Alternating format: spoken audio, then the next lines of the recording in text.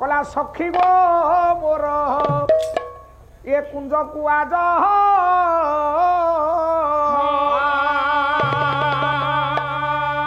ए सखी नना जीवा चलु न पुराना स्वर टिके चल ये बाद्य दबा को भलो लागियो एगुडा कहि आउ संभाळियो होनी चल कला सखी गो मोर ये कुंज कुआज ए सखी आसीबे सखी आसीबे मोरा से रसी कोराज सखी गो मोर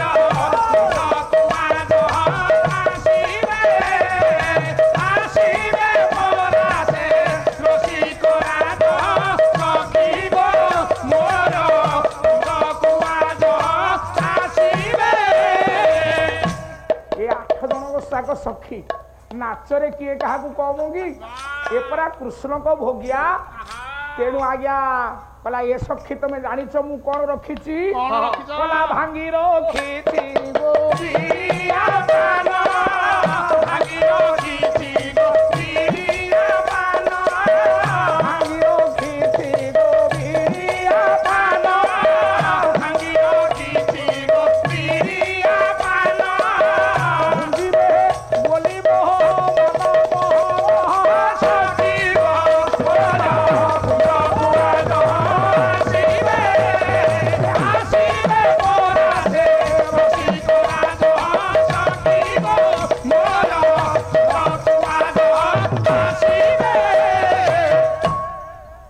सखी ए विशाखा भलो नाटक करूछे पुनी विशाखा से विशाखा आलो ए सखी तमे जानि छ आउ गोटे बढ़िया जिनिस होइछु कोन मु आउ गोटे भलो जिनिस रखिछि को कथा किलो कला गोड़ी रखिछि गो चंदन चुआ गोड़ी रखिछि गो चंदन चुआ गोड़ी रखिछि गो चंदन चुआ गोड़ी रखिछि गो चंदन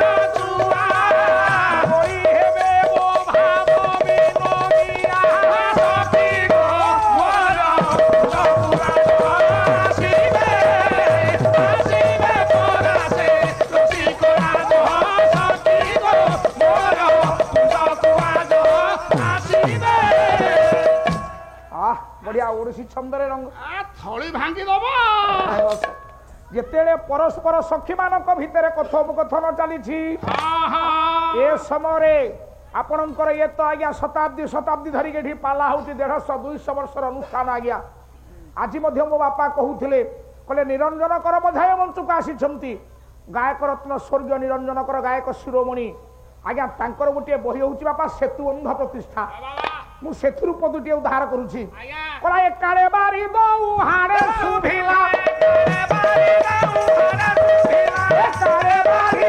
हारे सुभिला एकाळे बारी दउ हारे सुभिला विपति सोना मधुरा विपति सोना मधुरा मनो धान पढ़ी सीतारा मधुरी मनो धान पढ़ी सीतारा विजय बड़ पीरा ये समय रे सखी माने कुंज को आज्ञा सजाउछंती ठीक ये समय रे पहुंची गले देवज्योति नारद आलो सखी आलो कोन बा अरे की जोन नारायण नारायण नारायण नारायण नारायण अरे तमे जानि छ हमर मनर मनुष्य आसिले कि नारायण ना ये तो नारदों को परि देखा जाउछंती आलो ए कोन चलो चल समस्त को मुंडिया मारिया हां चलो लो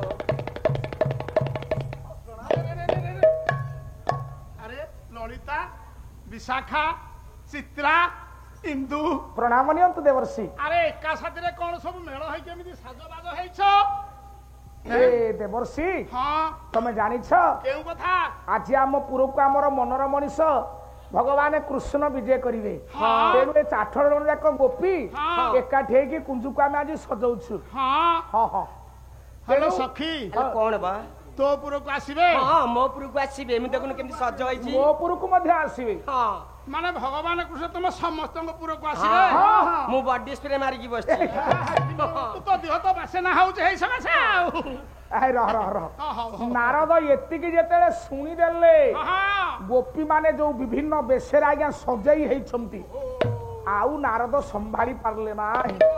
ମୋ ଜୀବନ ଅଧିକ ବାବାଜୀ ହବାଟା ଭଗବାନ ଘର ସଂସାର କରି 8 ଜଣ ସଖୀ ତାଙ୍କୁ ଅପେକ୍ଷା କରିଛନ୍ତି।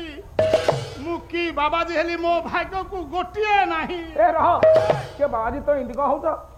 ନାରଦ ଆଜ୍ଞା କନ୍ଦର୍ପ ଚାହିଁଦେଲା ଠିକ ଏ ସମୟରେ କନ୍ଦର୍ପ ବୃନ୍ଦାବନରେ ସଖୀ ମାନେ କୁଞ୍ଜ ସଜାଉଛନ୍ତି ନାରଦ ପହଞ୍ଚିଛନ୍ତି କନ୍ଦର୍ପ କୌତୁକ ଲୀଳା କରିଦେଲା ମାରିଦେଲା 5 ସ୍ୱର। ରାଧାନାଥ କଣ କହିଲେ ଦେଖ ରାଧାନାଥ ସାହିତ୍ୟ ଆସୁଛି କେତେ କବି ଆସୁଛନ୍ତି ଆଜି ଶୁଣ ପାଲା ସରିଲା ବେଳକୁ ଶାରଦା ଭାଇ କେତେ କବି ଆସୁଛନ୍ତି ପାଲା କେମିତି ବଞ୍ଚିବ କବି ବଞ୍ଚିଲେ ପାଲା ବଞ୍ଚିବ। ଓରେ କି ସୁନ୍ଦର କଥା କହିଲେ ଯେତେବେଳେ ଦେବର୍ଷି ନାରଦ 8 ଜଣ ଯାକ ଗୋପୀ କି ଦେଖି ଦେଇଛନ୍ତି କନ୍ଦର୍ପ ସରକୁ ମାରି ଦେଇଛି କହିଲା ଯେ ଯେଡେ ତେଜସ୍ୱୀ ତାତେ ରମତେ ଆଜ୍ଞା ଛଇ ଜଣା ଫୁଲ ସର ଆଜ୍ଞା ପଡ଼ିଲା ବୁଦ୍ଧି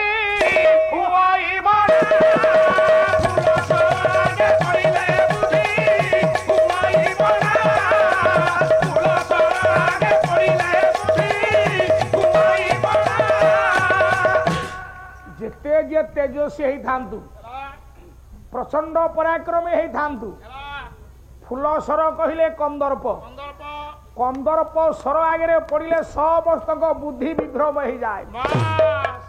କାହିଁକି ଆଚ୍ଛା ସୁର ବାବୁ କନ୍ଦର୍ପର 5ଟା ସ୍ୱର ବିଷୟରେ କିଛି ଜାଣିଛ?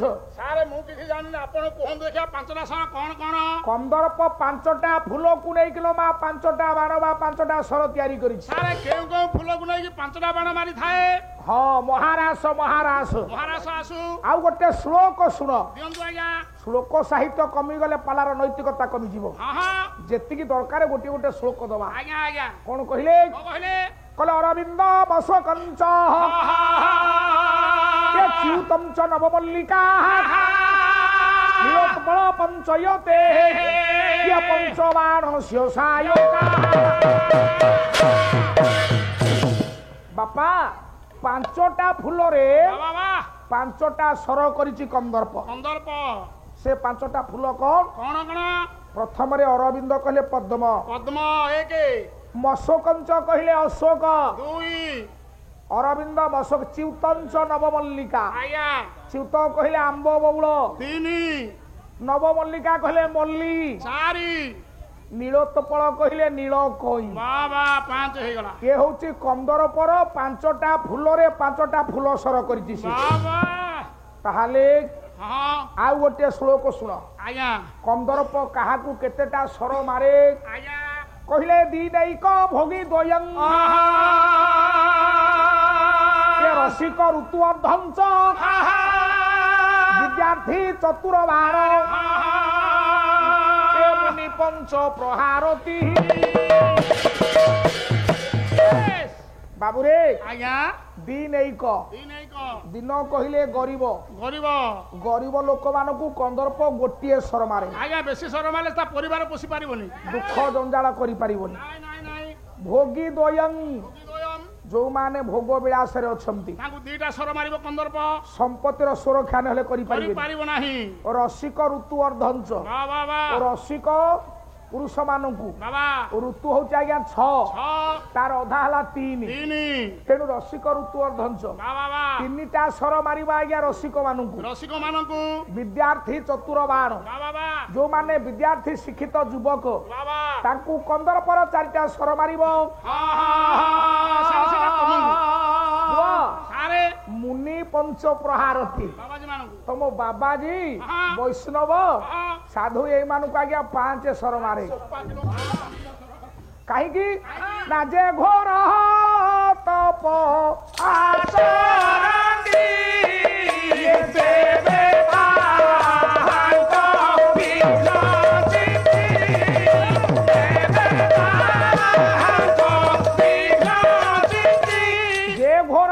ଆଚରନ୍ତି ଦେବତା ମାନେ ତାଙ୍କର ବିଘ୍ନ ଚିନ୍ତା କରନ୍ତି। ନାରଦ ହଉଛନ୍ତି ବାବାଜୀ ତେଣୁ 5 ସର କନ୍ଦର୍ପ ମାରି ଦେଇଛି। ନାରଦ ଏକା ବେଳକେ ଚିନ୍ତା କଲେ। ଆମ ହରିବଂଶ ପୁରାଣ କହିଲେ କହିଲେ ଆଉ ବାବାଜୀ ମୁଁ ହେବି ନାହିଁ। ନାରଦ ସେଇଠି ବାପା ଚିନ୍ତା କଲେ ମୁଁ ଆଜିଠୁ ଗୃହସ୍ଥ ହେବି। ଯଦି ଗୃହସ୍ଥ ହେବି ତାହେଲେ ଗୃହସ୍ଥ ହବାକୁ ହେଲେ ଗୋଟେ ଗୋପୀ ବା ଗୋଟେ ନାରୀ ଦରକାର, ନହେଲେ ନାରୀ ପାଇବି କୋଉଠୁ? ତେଣୁ ସଙ୍ଗେ ସଙ୍ଗେ ବିଚାର କଲେ ଏ ଗୋପୀ ମାନଙ୍କର ମାଲିକାନା ଜଣଙ୍କ ପାଖରେ ଅଛି। ତାଙ୍କର ମାଲିକ କିଏ? ନା ଭଗବାନ କୃଷ୍ଣ। ଯାଉଛି ଦ୍ୱାରକାପୁର ଯିବି, ଭଗବାନ କୃଷ୍ଣଙ୍କୁ ଗୋପୀଟିଏ ମୁଁ ମାଗିବି। ଏ ଯୋଉ 8ଟା ଗୋପୀ କୁଞ୍ଜକୁ ସଜାଉଛନ୍ତି, ଗୋପୀଟିଏ ମାଗିଲେ ସେ ଗୋପୀଟିଏ ନେଇକି ମୁଁ ଗୃହ ସଂସାର କରିବି। ତେଣୁ ଆଜି ଧୀରେ ଧୀରେ ଦେବଯତି କରିଲେ ଗମନ।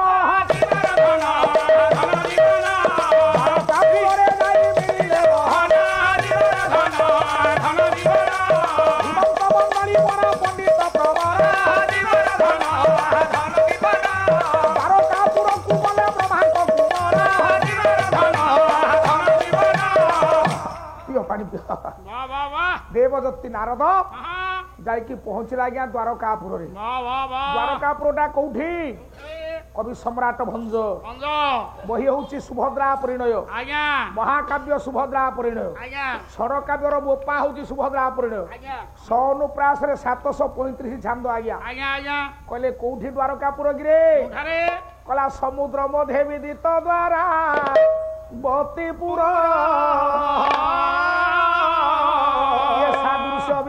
ବହୁଳତ୍ୟ ଯେ ଶୈଳ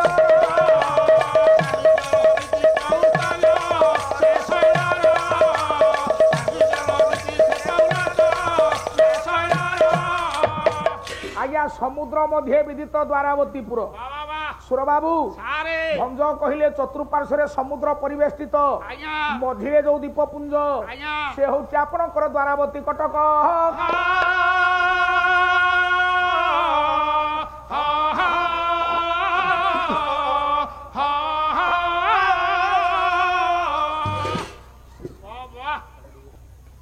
ପ୍ରଭୁଙ୍କର କଟକ, ସେଇ ଦ୍ୱାରାବତୀ କଟକ ହେଲେ ଭଗବାନଙ୍କର ବାସସ୍ଥାନ। ସେଇଠି ପ୍ରଥମେ କିଏ ରାଜା ହେଇଥିଲେ? କଲା ସୁଦେବ ନନ୍ଦନ ତହି ଯାଦ ବେପ୍ରସିଦ୍ଧ। ଆଜ୍ଞା ସୌଭାଗ୍ୟରେ ଯାର ପୁତ୍ର ହରି ଚକ୍ରାୟୁଧ।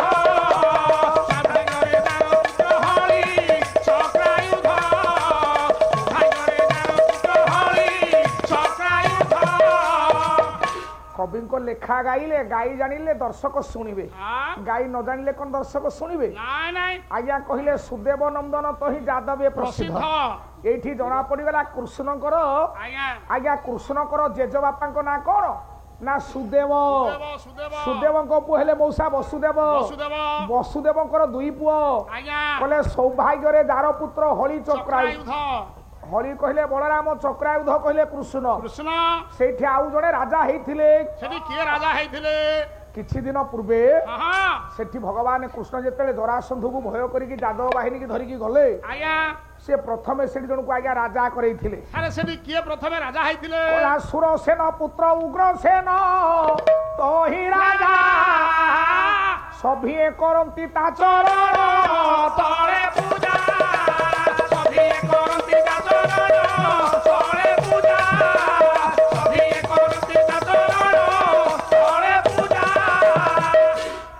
ସୁର ବାବୁ ଭଞ୍ଜ କହିଲେ ଆଜ୍ଞା କଂସର ଜେଜେବାପା କିଏ? ନା ସୁରସେନ। ସୁରସେନଙ୍କ ପୁଅ ହେଲେ ଉଗ୍ରସେନ। ଉଗ୍ରସେନଙ୍କ ପୁଅ ହେଲେ କଂସ। କିଛି ଦିନ ତଳେ ସୁରସେନ ପୁତ୍ର ଉଗ୍ରସେନକୁ ସେଠି ଆଜ୍ଞା ରାଜା କରିଥିଲେ ଭଗବାନ କୃଷ୍ଣ। ସଭିଏ କରନ୍ତି ତା ଚରଣ ତଳେ ପୂଜା। ସମସ୍ତେ ଆଜ୍ଞା ତା ଚରଣ ତଳେ ପୂଜା କରନ୍ତି। ହେ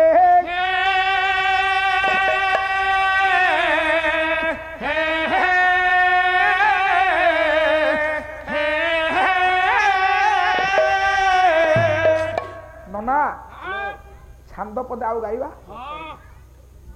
ତାହାର ରଚୟିତା କିଏ? ସୁର ବାବୁ। କିଏ ଗଲା ଭଞ୍ଜଙ୍କ ପ୍ରମାଣ ଆଜ୍ଞା ଆସିବେ ଯଦୁମଣି ମହାପାତ୍ର ଯଦୁମଣି ମହାପାତ୍ର ବହି ହେଲା ରୁକ୍ମିଣୀ ପରିଣୟ ବାବା କି ସୁନ୍ଦର କଥା କହିଲେ ଆଜ୍ଞା ଏ ତ୍ରିନାଥ ରୁକ୍ମିଣୀ ପରିଣୟଙ୍କ ଛାନ୍ଦ କହିଲେ ଦ୍ୱାରକାପୁର କୋଉଠି ଆଜ୍ଞା କହିଲା 7 କୋଟିରୁ 7 କୋଟି ଗୁଣେ 7 କୋଟିରୁ 7 କୋଟି ଗୁଣେ ବଳିଷ୍ଠ ହୋଇଛି ପାଶାରେ ବଳିଷ୍ଠ ହୋଇଛି ପାଶାରେ ଘଟର ହୋଇଛି ଦୁର୍ଗାକାର ଘଟର ହୋଇଛି ଦୁର୍ଗାକାର ଅତି କରରୁଚି କମରି କର ହେ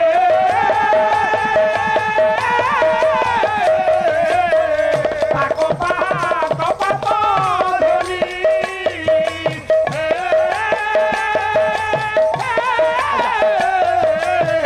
ପାକ ପାକ ପାକ ଧରି ବିଳସୁ କଳାସେ ମୟୂର ବିଳାସେ ବିଳାସୁ କଳାସେ ମୟୂର ବିଳାସେ ରହ ନନା କଲେ ଭୟ ଭଜନ୍ତି ସେମାନେ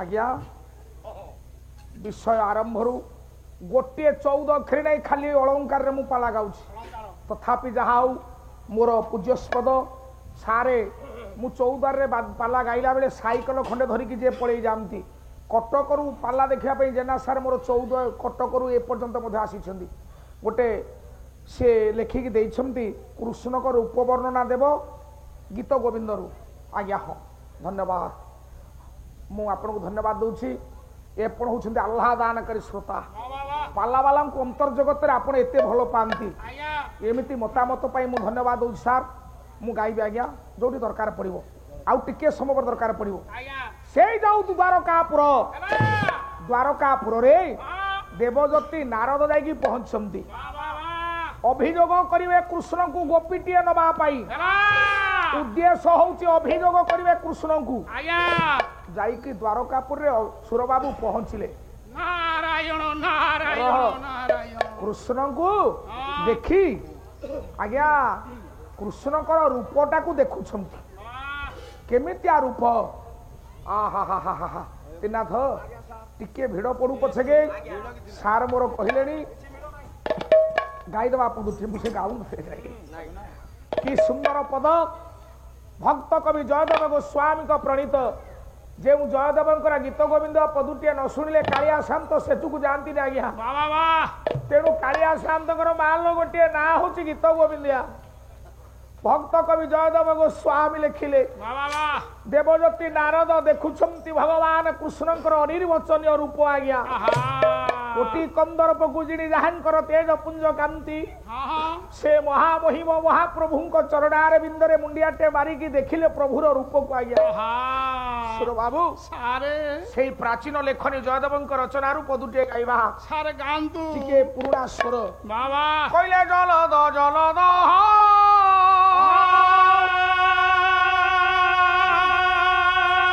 ହେ ଜଲଦ ଜଲଦ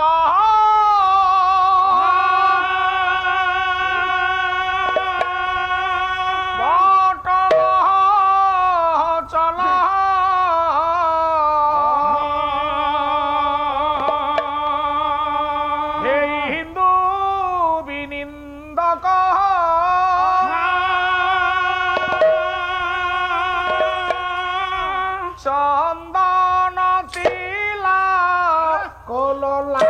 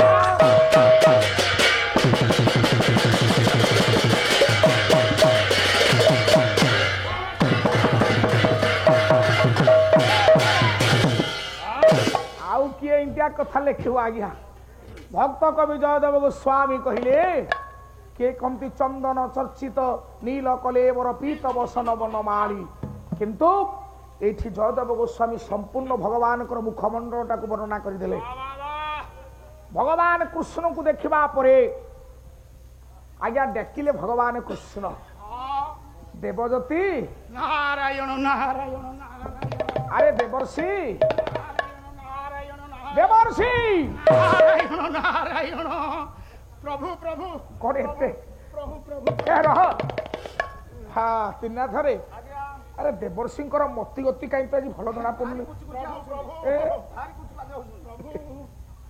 हई हो देवर्षि प्रभु कोठी कली कजिया लगे देकी आसिल नहीं नहीं नहीं मु आ से काम करू नहीं अच्छा तुम्हें हूँ आज मोर पुरर अतिथि हाँ हाँ माँ माने बापा मान जी माँ माने मोर बस हाँ अतिथि देव भव बाबा आम भाई माने केमिति 9 जन जाक भाई माने खाइबा देला आज्ञा आपण आउछन आम घर अतिथि आज्ञा कि सुंदर कथा आज्ञा आपण मान व्यवहार परिचर्या पेट पुरी जाए आज्ञा आज्ञा अतिथि देव भव बाबा आचार्य देव भव पितृदेव भव मातृदेव भव तेणु देवर्षि होउछंती आज अतिथि अतिथि अतिथि काहाकू कहंती काहाकू न तिथि अतिथि अतिथि तिथि बार नक्षत्र लग्न किछि नथव बाबा अतर्कित जी पहुंची जब से होउछंती अतिथि अतिथि आज्ञा आज अतर्कित देवर्षि पहुंचंती हाँ आमे निर्दिष्ट भाव में मार्च मास 27 तारिख रे आपण को गाँ को पाला करी आसीबु आज्ञा आमे तो तिथि रे आसिलु हेला हेला आमे को प्रकार अतिथि नहीं नहीं मैं अतिथि नुह हम आम सेबारे त्रुटि हेले चलिबो आज्ञा चलिबो किंतु ए मां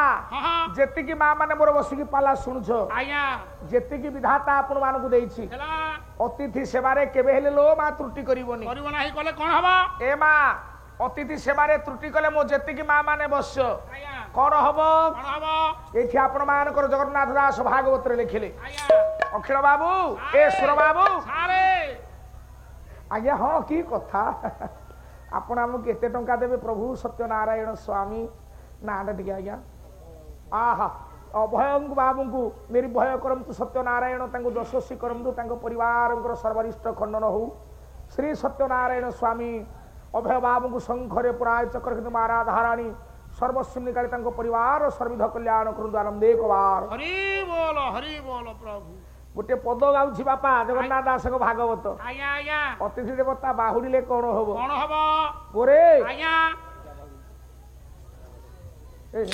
कले जा घरू अतिथि बाहुड़े से प्राणी प्रेत मुखे पड़े से प्राणी प्रेत मुखे पड़े अभय बाबू आपण आमको पैसा देकी पळेबे आज्ञा आउ अध घंटे बसंत आज्ञा मो समत सरी आसुची हौ आज्ञा हौ धन्यवाद कहले जा घरू अतिथि बाहुड़े बाबा मौसा से प्राणी प्रेत मुखे पड़े ए माँ आमे मरला परे कुआडे अतिथि सेवा न करिथिले हाँ आमे सारे कुआडे प्रेत मुखरे पड़िबा हेला हेला याकु आमे ओडिसार सब पालाकर माने गाऊ हेला किंतु ता तळे आहुरी गोटे बढ़िया शब्द अछि सारे कोन अखिल येश्वर बाबू जानिबा कला तार संचित पुण्य जेते ये गमई अतिथि संगते आहे गमई अतिथि संगते गमई अतिथि संगते ए मां ता जीवन काल भितरे जेतिकी धर्म जेतिकी पुण्य से रोजगार करिथिबलो मां हेला अतिथि देवता जाऊ जाऊ हाँ ये समस्त पुण्य तार पड़े जीव बस तेणु जेतिकी हला मां पानी गिलासटे नहला किया हेला हेला अतिथि देवता सेवा करवा हूँ आमर प्रत्येक माँ मानकर कर्तव्य कर्तव्य नारद आज होउछंती कृष्ण पुरे अतिथि अतिथि तेणु सन माने जति गायक शिरोमणि निरंजन कर लिखिले आज्ञा कहले सन माने जति बसाइले कोति देइसु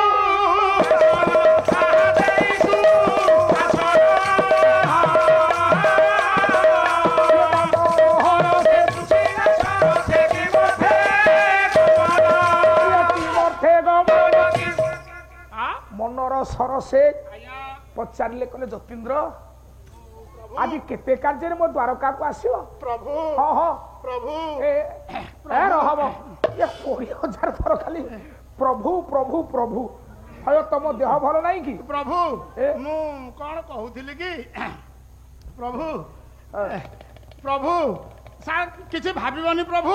କଣ ତମ ଜିଭ ଶୁଖି ଯାଉଛି, ତମ ଦେହ ଥରୁଛି, ମୁଣ୍ଡ କୁଣ୍ଡେଇ ପକଉଛ, ହାତକୁ ମଳି ପକଉଛ? କଣ କହୁଥିଲି କି? କଣ କହୁନା? କିଛି ଭାବିବନି ହେ ଦେଖ ହେ ପ୍ରଭୁ, ହଁ। କିଛି ଭାବିବନି। ନାଇଁ ପ୍ରଭୁ ହଁ। ମୁଁ ଆଉ ବାବାଜୀ ହେବି ହେ ଈଶ୍ୱର, ନାରଦଙ୍କ ଭଳି ଯତୀନ୍ଦ୍ର କୃଷ୍ଣଙ୍କୁ କହିଲେ ମୁଁ ଆଉ ବାଜି ହେବିନି, ନାଇଁ ତାହେଲେ ତମେ ଆଉ କଣ ହବ? ପ୍ରଭୁ ଏ ମୁଁ ଗୃହସ୍ଥ ହେବି। ଦେବର୍ଷି ପ୍ରଭୁ ଯେତିକି କହିଲ ତୁମେ କହିଲ ମୁଁ ଶୁଣିଲି, ହଁ ଆଉ ଯେମିତି କେହି ନ ଜାଣନ୍ତୁ। ନାଇଁ ପ୍ରଭୁ। କାହିଁକି ଜାଣିଛ? କାହିଁକି? ମୁଁ ଟିକେ କଥା କହିବି। କହୁନାହାନ୍ତି। ତମେ ଇଏ ସନ୍ନ୍ୟାସୀ ଅଛ, ଭଲରେ ଅଛ, ଭଲରେ। ମୁଁ ଗୃହସ୍ଥ ଧର୍ମ ପାଳନ କରୁଛି, ଭାରି ଦୁଃଖରେ ଅଛି। ନାଇଁ ନାଇଁ ପ୍ରଭୁ, ତମେ ବହୁତ ଖୁସିରେ ଅଛ, ମୁଁ ବହୁତ ଦୁଃଖରେ ଅଛି। ମୁଁ ତ ବୁଝିପାରୁନି ତମେ କଣ କହୁଛ। ପ୍ରଭୁ କଥା କଣ କି, ମୁଁ ଯେତେବେଳେ ତୁମ ପାଖକୁ ଆସିଲି, ହଁ ବୃନ୍ଦାବନ ଦେଇକି ଆସୁଥିଲି, ହଁ ବୃନ୍ଦାବନରେ ଅଷ୍ଟ ସଖୀ ହଁ। କୁଞ୍ଜ ସଜେଇ ଆପଣଙ୍କୁ ଅପେକ୍ଷା କରି କାଇଁ ବସିଛନ୍ତି। ମୁଁ ତ ଜାଣିନି। ତମେ ଜାଣିନ, ସେ ଅପେକ୍ଷା କରି ବସିଛନ୍ତି। ଆଚ୍ଛା ଯେତେବେଳେ ସେଇଠି ମୁଁ ତାଙ୍କୁ ଦେଖିଲି, ହଁ ମୁଁ କହିଲି ଧିକ ମୋ ବାବାଜୀ ପଣିଆ, ଭଗବାନ ଗୃହ ସଂସାର କରିଛନ୍ତି, ଆଠଟା ସଖୀ ତାଙ୍କୁ ଅପେକ୍ଷା କରିଛନ୍ତି, କି ଖୁସିରେ ଅଛନ୍ତି। ମୋ ଭାଗ୍ୟରେ ଗୋଟେ ନାହିଁ, ମୁଁ କାହିଁ ବାବାଜୀ? ନାରଦ ପୁରା ଗଭୀରତମ ପ୍ରଦେଶରୁ କଥା ବାହାର କରୁଛନ୍ତି। ଦେବର୍ଷି ପ୍ରଭୁ ଜଗନ୍ନାଥ ଦାସଙ୍କ ଭାଗବତ ପଢିଛ, ଗୋଟେ ପଦ ଗାଉଛି ଶୁଣ। ଦେଖିଆ ଶୁଣେଇଲ। କଣ କହିଲ? ହଁ, କଲା ଯେବେ ହୋଇବ ବ୍ରହ୍ମଚାରୀ, ତୁମେ ନୟନେ ନ ଦେଖିବ ନାରୀ। ମୁଁ ଆଉ ବାବାଜୀ ହେବିନି। ଯେବେ ବ୍ରହ୍ମଚାରୀ ତୁମେ ନେତ୍ରରେ ନାରୀ ଦେଖିବା କଥା ନୁହଁ, ହଁ ତୁମେ ଆଠଟାରେ ସଖୀ କଥା କେମିତି କହୁଛ? ହଁ ହଁ, ଆଉ ମୁଁ ହେବିନି ଆଜ୍ଞା। ବାବାଜୀ। ଗଲେ ଜଗନ୍ନାଥ ଦାସ ଆଜ୍ଞା ତମକୁ ସୁହାଇଲା ଭଳିଆ ପଦେ ଲେଖିଲେ ବଳରାମ ଦାସ। ଦେଖିଆ ଲେଖନ୍ତୁ। ଆଜି ଦେଖ କେତେ କବି ଆସୁଛନ୍ତି। ଆଜ୍ଞା ଏ ତ ଆମର ଇଏ ସୁଟିଂ ଚାଲିଛି, ଆଜ୍ଞା ତଥାପି କେତେ କବି ମାନେ ଆସୁଛନ୍ତି, ଖାଲି ଦେଖ ପାଲାରେ। ଆଜ୍ଞା ଆଜ୍ଞା। ଗଲେ ଜଗନ୍ନାଥ ଦାସ, ଆହା। ଆସିଲେ ବଳରାମ ଦାସ। ହେ, କଲା ଯେବେ ହୋଇବ ବ୍ରହ୍ମଚାରୀ, ଏ ଓକେ ବସାଇ ଥିବ ନାରୀ, ଓକେ ବସାଇ ଥିବ ନାରୀ, ଓକେ ବସାଇ ଥିବ ନାରୀ। କବି ଠିକ, ଏ କବି ଠିକ ଲେଖିଲେ ଯେବେ ରହ ହବ। କଣ ଆଜ୍ଞା କଥା ସଇଲାଣି? ନାଇଁ ଜଗନ୍ନାଥ ଦାସ ଗଲେ, ବଳରାମ ଦାସ ଗଲେ, ହଁ ଶିଶୁ ଅନନ୍ତ ଆସିବେ। କଲା ଯେବେ ହୋଇବ ବ୍ରହ୍ମଚାରୀ, ଇଏ ରଖିବ ସାତ ପାଞ୍ଚ ନାରୀ, ରଖିବ ସାତ ପାଞ୍ଚ ନାରୀ। 7 5 କେତେ? 12ଟା ନାରୀ ରଖିଲେ ବାଜି ହବ। ସାରେ ମୋର ତ ଗୋଟିଏ ନାହିଁ ପ୍ରଭୁ। ଆଉ ରହ, ଆଁ? ଆଉ ଜଣେ ଆସିବେ, ଆଉ କିଏ? ଯଶବନ୍ତ ଦାସେ। ଇଏ ବୋପା କଲା ମା। ଯେବେ ହୋଇବ ବ୍ରହ୍ମଚାରୀ, ରଖିବ ତିନି ପୂଜା ନାରୀ, ରଖିବ ତିନି ପୂଜା ନାରୀ, ରଖିବ ତିନି ପୂଜା ନାରୀ। ପୁଞ୍ଜାକ କେତେ? 4 3 କି 12। ଏ 12 ସାଙ୍ଗରେ ବାଜି ଲଗେଇଲେ ବାଜି ହବ। ଆହା। ସେ 12 କଣ? କଣ? ଯାଉଛି 12 ଦଣ୍ଡ, ଫେରୁଛି 12 ଦଣ୍ଡ। ବାବା ତାକୁ ଆଉ ବ୍ୟାଖ୍ୟା କରିବାକୁ ବେଳ ନାହିଁ। ନାଇଁ ଦେବର୍ଷି ନାରଦଙ୍କୁ ଯେତେ ବୁଝେଇଲେ କଣ ଇଏ ବୁଝୁଛନ୍ତି? ପ୍ରଭୁ, ଆଁ? ମତେ ଆଉ ଆପଣ ବୁଝାନ୍ତୁ ନାହିଁ। ହଁ ମୁଁ ଗୃହସ୍ଥ ହେବି, ଘର ସଂସାର କରିବି, ମତେ ନିର୍ଦ୍ଦେଶ ଦିଅନ୍ତୁ। ଆଚ୍ଛା ହଉ, ତମକୁ ନିର୍ଦ୍ଦେଶ ଦେଲି, ହଁ ଗୃହ ସଂସାର କରିବ, ହଁ ତମେ ଯାଅ ଗୃହ ସଂସାର କର। ପ୍ରଭୁ, ଏହେ, ଆଉ କୁଆଡେ ଯିବେ? ବୁଢା ବୟସରେ କିଏ ମତେ ଦବ? ତାହେଲେ ଆପଣଙ୍କର ଯୋଉ ଅଷ୍ଟ ସଖୀ ହଁ ଆପଣଙ୍କୁ ଅପେକ୍ଷା କରିଛନ୍ତି, ହଁ ସେଇଥିରୁ ଗୋଟେ ତଳ ତଳିଆ ମାଲଟିଏ ମତେ ଦିଅ। ଦେବର୍ଷି, ପ୍ରଭୁ, ତମେ କେଡେ ବଡ କଥା କହିଲ। କୋଉ କଥା କହିଲ? ମୋ ଗୋପୀରୁ ଗୋଟିଏ ଗୋପୀ ନବ ତ? ଆଉ ଗୃହ ସଂସାର କେମିତି କରିବେ? ବୁଢା ଆଜ୍ଞା, ବୟସରେ ମତେ ସଂସାର କିଏ ଦବ? ଭିତରେ କିଏ କାହା ସ୍ତ୍ରୀ କି ମାଗିଲେ ଦେଇଥିଲା? ଦେବର୍ଷି ମାଗିଲେ କୃଷ୍ଣଙ୍କର ସ୍ତ୍ରୀ ମାନେ ଗୋପୀ ମାନେ। ଆହା। କହିଲା ରେ ମୋ ସ୍ତ୍ରୀ କି ଶେଷରେ ମାଗିଲେଣି, ମୁଁ କଣ କରିବି? ଓହୋ। ଏ ଯୋଉ ଗୋପାଙ୍ଗନା ମାନେ ହଁ ପୂର୍ବ ଜନ୍ମରେ ଏତେ ତପସ୍ୟା କରିଥିଲେ, ହେଲା ତାଙ୍କ ପ୍ରାରବ୍ଧରୁ ସେ ଆଜି ମତେ ପାଇଲେ। ହେଲା। ସେମାନେ ତ ଏ ବାଜି ନାରଦକୁ ପାଇବା ପାଇଁ ଚାହୁଁନଥିଲେ। ନାଇଁ ନାଇଁ ନାଇଁ ନାଇଁ। ହଁ ମନେ ପକେଇଲେ ଭଗବାନ କୃଷ୍ଣ। ଆଜ୍ଞା କହିଲେ ସେଦିନ ହଁ ବାବୁରେ ସମ ସାପେକ୍ଷ ପଦେ ପଦେ ଗାଉଛି। ଆଜ୍ଞା ଆଜ୍ଞା। ଆପଣଙ୍କର ବୈଦେହୀଶ ବିଳାସ ଭଞ୍ଜ ଲେଖିଲେ, କହିଲେ ବିହରୁ ବିହରୁ ଦଣ୍ଡ କାରଣ୍ୟେ, ବିହରୁ ବିହରୁ ଦଣ୍ଡ କାରଣ୍ୟେ, ବୃନ୍ଦ ବୃନ୍ଦ ଋଷି ଦେଖି ସୁପୁରେ।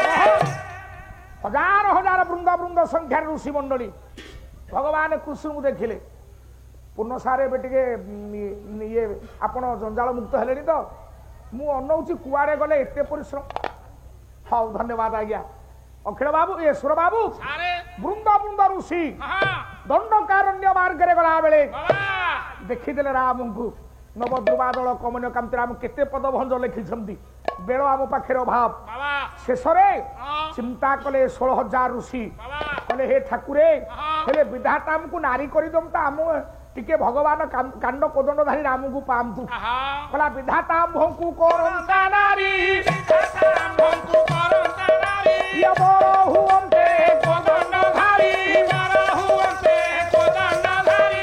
ତମ ନାଁ କଣ ବେଟା?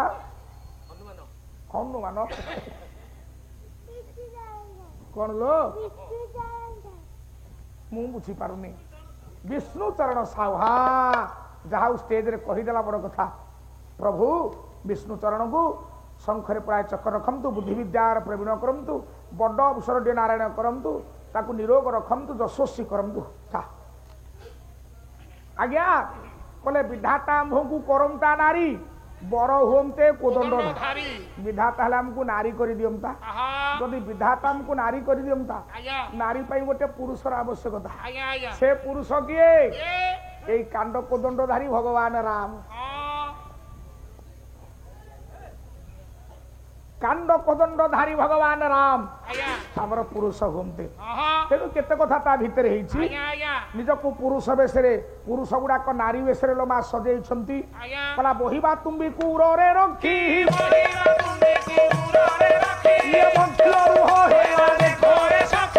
ବିହୁଥିଲେ ଅଗ୍ନି ବିସ୍ମରିଲେ ବେଣୀ ଭାବି ଦେଲେ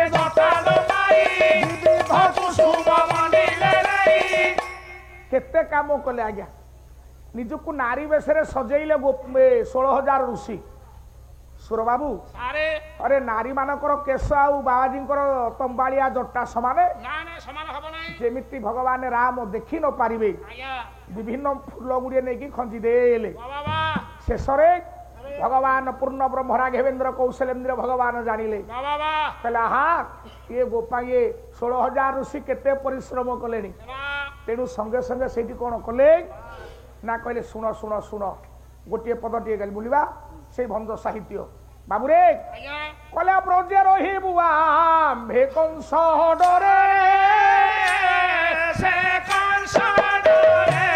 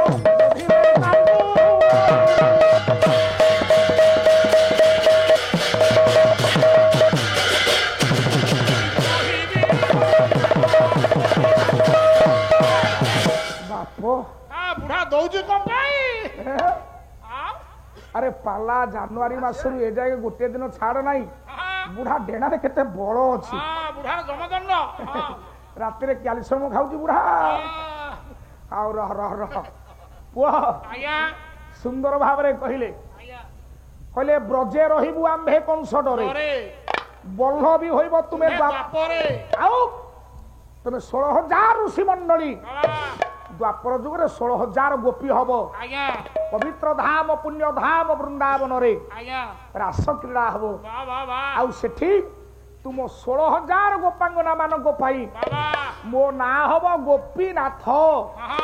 कवि सम्राट भंज कहिले बोले उपइंद्र बोध देले तांकु एठी नारद मागुछंती गोपीटिए कहले केते कष्ट सहय करिकी ये 16,000 ऋषि मंडली मते पाइछंती से हेछंती गोपी अरे पुओ ଆଜ୍ଞା आज्ञा गला बईदेही सविलास ହେଲା आसीबो सेई भागवत आहा कला 16 सहस्र गोपनारी मोते बरिले तपकारी मोते बरिले तपकारी मोते बरिले तपकारी 16 सहस्र गोपनारी मोते बरिले तप करी शारदा भाई आरंभरू भागवतरू आरंभ होइछि भागवत कथा आज्ञा सरीबे देखंतु अन्य कुआडे मु जाउनी 16 सहस्र गोपनारी मोते बरिले तप करी आउ पदे गाउची मु तांको पुराई बिहास ओरे रुम भक्त विश्वास ओरे रुम भक्त विश्वास ओरे रुम भक्त विश्वास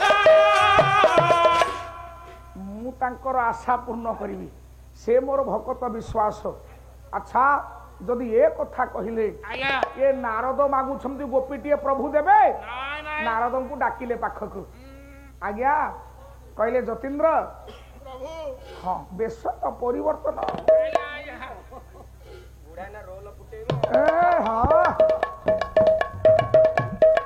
ए रहो मो बाबा सतिका पूरी गजपति आउछन तांको पे भेरितुरी कहानी बाजुची ଦେବର୍ଷି ଆସୁଛନ୍ତି हम बोला देवर्षि आसुछंती अच्छा देवर्षि ପ୍ରଭୁ ताले कहूछ गोपीटीए नब ହଁ हौ संसार कर ହଁ भलरे संसार कर ହଁ गोपीटीए नब ହଁ मु तुमको गोपीटीए देबी ହଁ देबी जे ए रहम अति भक्ति तोर लक्षण ପ୍ରଭୁ ରାଜି ହେଇଗଲେ ମୋ नारद गदगद ହେଇ ଯାଉଛନ୍ତି ମୋ ଭାଗ୍ୟ ମୁଁ ଗୃହସ୍ଥ ହେବି ଘର ସଂସାର କରିବି ପ୍ରଭୁ ତାଙ୍କ ସ୍ତ୍ରୀରୁ ଗୋଟିଏ ଦେବେ हाँ सुन देबी जे ହଁ तमे ए मुहूर्त रे पुण्य वृंदावन पड़े जाओ ହଁ पुण्य वृंदावन धाम गले ମାନେ ଯୋଉ 8ଟା ସଖୀ ମେଳ ହେଇଛନ୍ତି जो अष्ट सखी कुंज को सजौछंती ଠିକ तांबुले ललिता देवी विशाखा गंध चंदने ये जो सखी माने कुंज को सजौछंती ଆଜ୍ଞା ए सखी मानक मध्यरु ହେଲା तम इच्छा तमे जहा को नै किजिवो ଠିକ किंतु गोटिए शर्त ପ୍ରଭୁ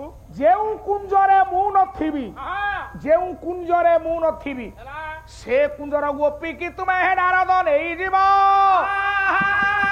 जा ଠିକ ଅଛି ପ୍ରଭୁ आज्ञा तोर बर होई गले हे ब्रह्मा को नंदन हाजीवर धन धन जीवन तबे सो होइले जाई पुण्य वृंदावन हाजीवर धन धन जीवन मोरी तांको पूजे जाई होइले हाजर हाजीवर धन धन जीवन आठो आठो लोरी तागो बड़ रामा बड़ हाजीवर धन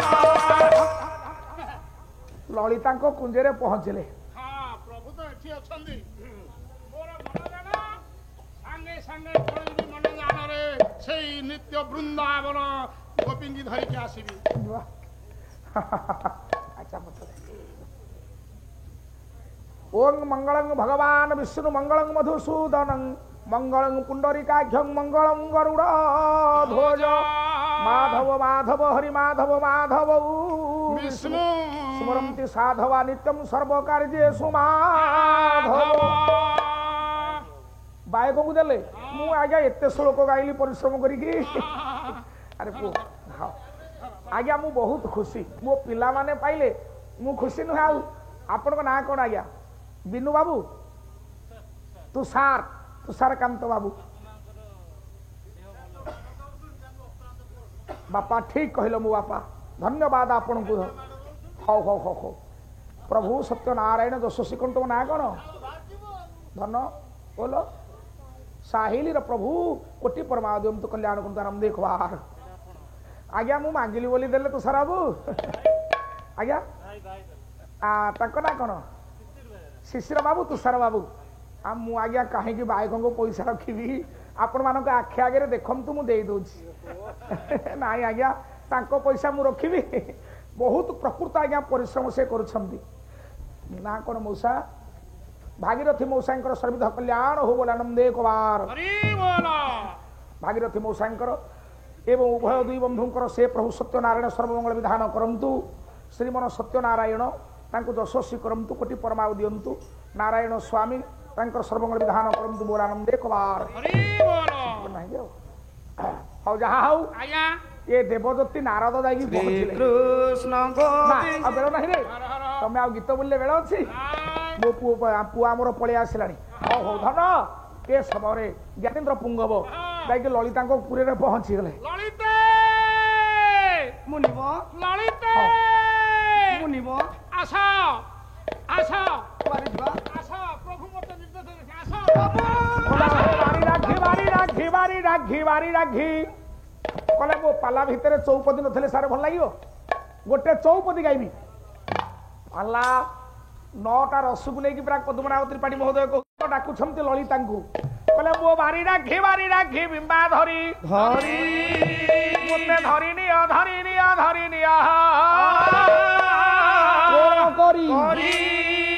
ଯୋଉଠୁ ସରିବ ସେଇଠୁ ଆରମ୍ଭ ହବ ଆକୁ କୁହାଯାଏ ଶୃଙ୍ଖଳା ଯମକ କଲେ ମୋ ବାରି ରାଘି ବିମ୍ବା ଧରି କିଏ ଧରି ନିଅ ଗୋଳା କରି ବାରି ରାଘି ବିମ୍ବା ଧରି ମୋତେ ଧରି ନିଅ ଗୋଳା କରି ବାରି ରାଘି ବିମ୍ବା ଧରି ପ୍ରଭୁ ଯଶସ୍ୱୀ କରନ୍ତୁ କୋଟି ପରମାଉ ଦିଅନ୍ତୁ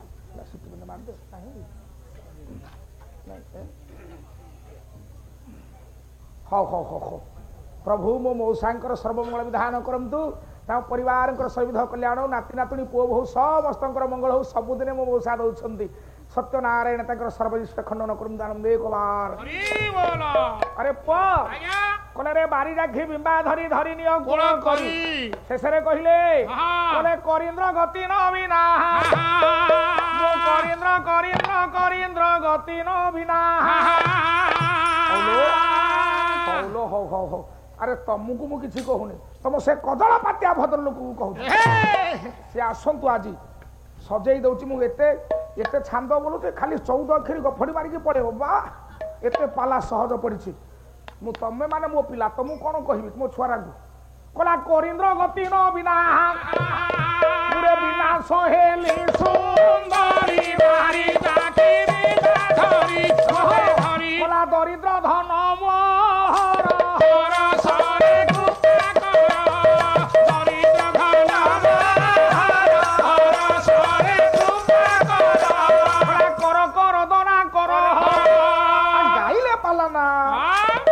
बोलिब गीत पदे कर दना कर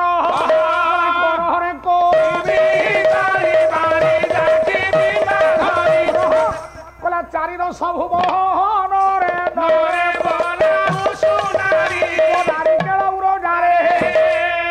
नारिकेल उड़ारे जारे प्रीति करी तोते भर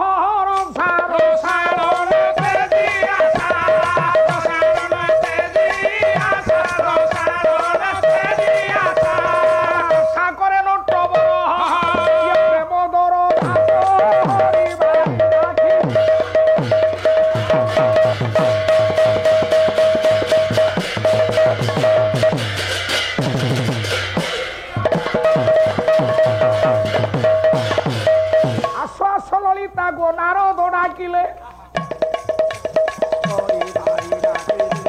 यही समय परा प्रभु विचारिले नारद पाखरे राई देव नारायण चाहू चाहू पहुँचिले दशदानंदन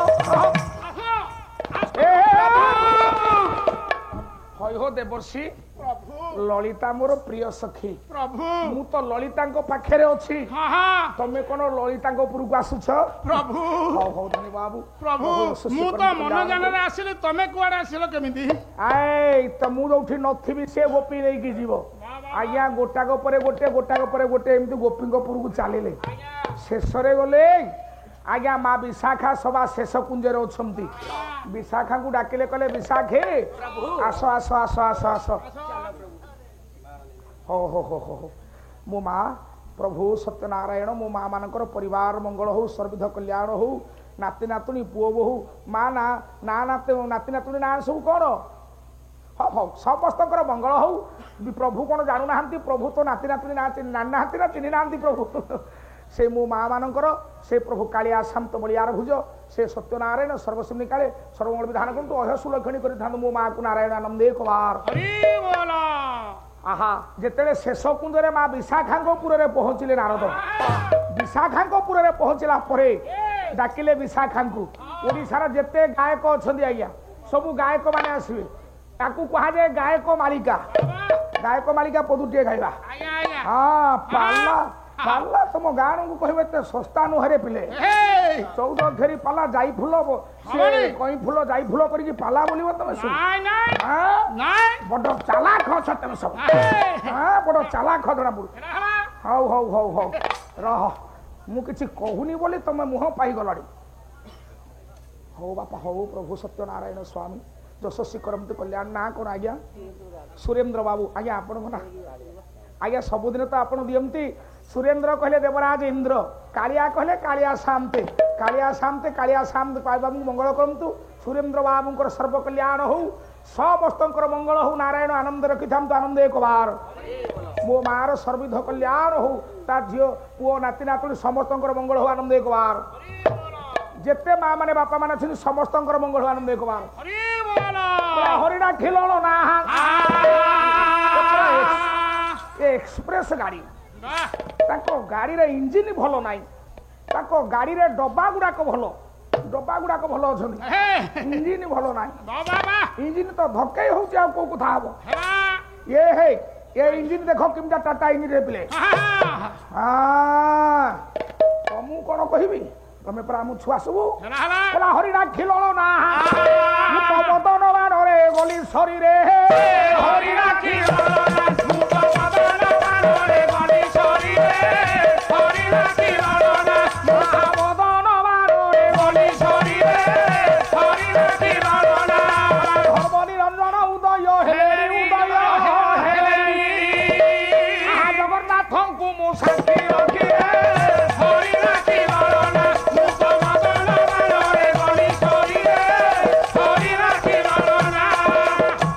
मोर भल नाटक अरे पुआ कला प्रहलाद मननी रे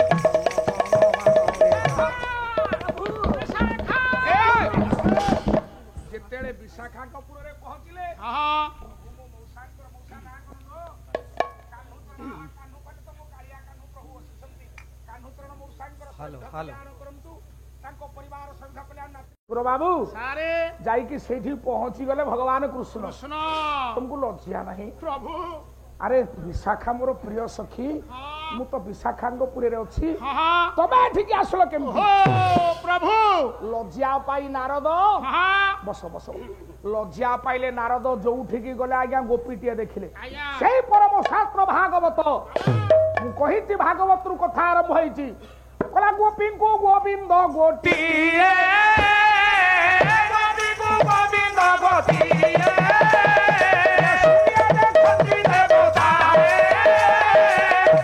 आज्ञा अन्य कुआडे मु जाउची केवल सही भागवत रु गाउची गोपी को गोविंद गोटिए शून्य देखंती देवताए जेतेटा गोपी सेतेटा गोविंद देवता मंडली शून्य आज्ञा देखुछंती वरेण्य माननीय विदग्ध सामंत मंडली एठी ଅହେତୁକ ଉଦ୍ଦୀପନା ସୃଷ୍ଟି ହେଲା ଦେବର୍ଷି ନାରଦଙ୍କ ହୃଦୟ କନ୍ଦର ଭିତରେ। କଲା ପ୍ରଭୁ ପ୍ରଭୁ। ଲଗେଇଥିଲେ ମୁଁ ଆପଣଙ୍କୁ କଣ ଫାଶୀ ଦଉଥିଲି? ନାଇଁ ନାଇଁ ଆପଣ କାହିଁକି ମତେ ଲଜ୍ଜିତ କଲେ? ଆଜ୍ଞା ଯେଉଁ ଗୋପୀପୁରକୁ ଗଲି ସେଇ ଗୋପୀପୁରରେ ଆପଣ ଅଛନ୍ତି ଦେଖିଲି। ଅଛନ୍ତି ହେ କାଳିଆ କାହ୍ନୁ କାହିଁକି ଏଡେ ବଡ ହଇରାଣ ମତେ କଲେ? ଆଜ୍ଞା ଆଜି ଏତିକି କଥା ମୁଁ ଆପଣଙ୍କୁ କହିବାକୁ ଚାହେଁ।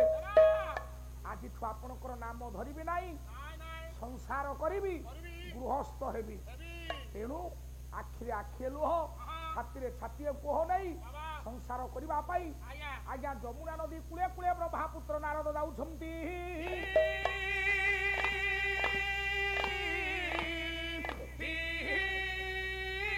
କଳା ଯମୁନାର କୂଳେ କୂଳେ ବ୍ରହ୍ମାଙ୍କ ନନ୍ଦନ ମାୟା କରେ ଅନ୍ତର୍ଯାମୀ ପ୍ରଭୁ ନାରାୟଣ। ବ୍ରାହ୍ମଣ ବେଶକୁ ଧରି ଦେବରା ଧାମତି। ଆଜ୍ଞା ଯମୁନା କୂଳରେ ଯାଇ ମିଳିଲେ ଢପତି। ଆଜ୍ଞା ମଙ୍ଗରାଜ ପ୍ରଭୁ ସତ୍ୟନାରାୟଣ ମଙ୍ଗରାଜ ବାବୁଙ୍କର ପରିବାର ସହିତ କଲ୍ୟାଣ କରନ୍ତୁ। ସମସ୍ତଙ୍କର ମଙ୍ଗଳ ହଉ ବୋଲ ଆନନ୍ଦେ କୁମାର। ହରି ବୋଲ ବାବୁରେ ଦେବଦତ୍ତୀ ନାରଦ ଆଜ୍ଞା ଯମୁନା ନଦୀ କୂଳେ କୂଳେ ଯାଉଛନ୍ତି। ଏ ସମୟରେ ବ୍ରାହ୍ମଣ ବେଶକୁ ଧାରଣ କରି ଭଗବାନ କୃଷ୍ଣ ବିପରୀତ ଦିଗରୁ ଯାଉଛନ୍ତି। ଆଜ୍ଞା ଉଭୟଙ୍କ ଭିତରେ ଟିକେ ଭେଟ ହେଇଗଲା। ତମକୁ ଆଉ ଆଜିକାଲି ମଣିଷ ଦେଖା ଯାଉନାହାନ୍ତି କି? ତମକୁ ଦେଖାଯାଉନି ଟିକେ ମୁଁ ତ ଛିଡା ହେଇଛି ତମେ ଆସି ଧକ୍କା ହଉଛ। ତମେ ତ ଭଲ ଲୋକ ହୋ। କଥା ଭାବି ଭାବି ଯାଉଥିବେ ଆଉ ତମେ ଆସିକି ଧକ୍କା ହଉଛ ନା ମୁଁ ଧକ୍କା ହଉଛି? ହଁ ହଁ ଠିକ କହିଲ ଭାଇ। ଯିଏ କହି ଜାଣିଲା ସେ ମୋହି ଜାଣିଲା। ମୁଁ ଛିଡା ହେଇଛି ସେ ଲୋକ ଧକ୍କା ହଉଛି। ଦେଖ ହେ କେଡେ କେଡେ କଥା କହୁଛି। ଆଚ୍ଛା ଦେଇଥିଲେ ନାଇଁ ହଁ କଣ ତମ ସ୍ତ୍ରୀ ପାନ ବାହାଘର ଦେଲେ। ଦେଖିଲି? ଏ, କାଇଁ କହିକି ମତେ ଠକିଲ? ଗୋଟିଏ କଥା କହିବି। ଆହା, ତମେ କିଏ କହିଲ ମୁଁ ଟିକେ ଜାଣିପାରୁନେଇ। କଣ? ଆରେ ତମେ ତ ବ୍ରହ୍ମା ପୁଅ ନାରଦ। ତମ କପାଳ ରେଖାରୁ ମୁଁ ଜାଣୁଛି। ଜାଣିପାରୁଛ? ହଁ କିଏ ତମେ ତ ଆଗତ ଭବିଷ୍ୟତ କଥା ସବୁ ଜାଣିପାର ଜଣା ପଡୁଛି। ଗୋଟେ କଥା କହୁଛି ଶୁଣ। କେଉଁ କଥା? ତମ ମନ ବର୍ତ୍ତମାନ ଭଲ ନାହିଁ। ତୁମ କପାଳ ରେଖା କହୁଛି। ଆଉ ମୁଁ ଧକ୍କା ହେଲି କାହିଁକି? ସେଇ ସକାଶେ। ତମେ ସଂସାର କରିବା ପାଇଁ ଚାହୁଁଛ। ଠିକ୍, ତମେ କୃଷ୍ଣଙ୍କ ପାଖକୁ ଯାଇଥିଲ। ଯାଇଥିଲି। ଦେଖି ଆଉ ଟିକେ ମୁହଁ ଟେକିଲ। ହଁ, ଆରେ କୃଷ୍ଣଙ୍କୁ ଗୋପୀଟିଏ ମାଗିଲ। ମାଗିଥିଲି। ଆଗେ ହଁ କଲେ, ହଁ, ପଛେ ନାହିଁ କଲେ। ଅର୍ଥାତ ଯେଉଁ କୁଞ୍ଜକୁ ଗଲ ସେ କୁଞ୍ଜରେ ଗୋପୀଙ୍କୁ ଟିକେ ଗୋବିନ୍ଦ ଗୋଟିଏ। ତମକୁ ସେ ଠକିଦେଲେ ଆଉ। ତାହେଲେ ତମେ ଆଗତ ଭବିଷ୍ୟତ କଥା ଗୋସେଇ ଜାଣ। ହଁ ହଁ ତମ ଗୋଡ଼ ହାତ ଧରୁଛି ଗୋଟେ ଉପାୟ ବତେଇ ଦିଅ। ଏ, ତମ ଗୋଡ଼ ହାତ ଧରୁଛି ତମ ମୁହଁକୁ ଏ, ମୁଁ ତ ଖାଉଛି। ତମେ କେମିତି ସଂସାର କରିବି? ତମେ ମୋ ପାଖକୁ ଆସିଥିଲେ ସଂସାର କରିକି ଯାଇ ସାରନ୍ତଣି। କାହିଁକି ସେ ଗୌଡ଼ ପିଲା ପାଖକୁ ବେକାରେ ଗଲି? ଆସ ଆସ ଆସ। ହଁ ହଁ ମାୟା କରି ଭଗବାନ କୃଷ୍ଣ ଆଜ୍ଞା ନେଇକି ପଳେଇଲେ ଆପଣ ମାନଙ୍କର ଦେବର୍ଷି ନାରଦଙ୍କୁ। ଆରେ ପୁଅ ଦେବଦତ୍ତୀ ନାରଦଙ୍କୁ ଯେତେବେଳେ ନେଇକି ପଳେଇଲେ ବାପା କୋଉଠିକି ପହଞ୍ଚିଲେ? କହିଲେ ରାଧାକୁଣ୍ଡ ପାଶେ ଯାଇ ମିଳିଲେ ବହନ। ମାୟା କରୁଛନ୍ତି ପରା ସତ୍ୟନାରାୟଣ।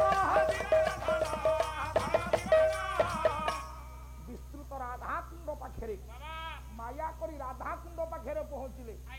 କପଟ କରି ରାଧାକୁଣ୍ଡକୁ ଦେଖେଇ ଦେଲେ। କହିଲେ ଏଇ ଦେଖ ହେ ଦେବର୍ଷି, ଏଇ ଦେଖ ଦେଖ ଦେଖ ଦେଖ ଦେଖ ଏଇଟା କଣ ଦେଖିବି? ପାଣି କୁଣ୍ଡ। ପାଣିକୁଣ୍ଡ। ହଁ ପାଣିକୁଣ୍ଡ କଣ ଦେଖିବି? ଆରେ ଏଇଠି ତ କଥା ଅଛି ଆଉ। କଣ କଥା ଅଛି?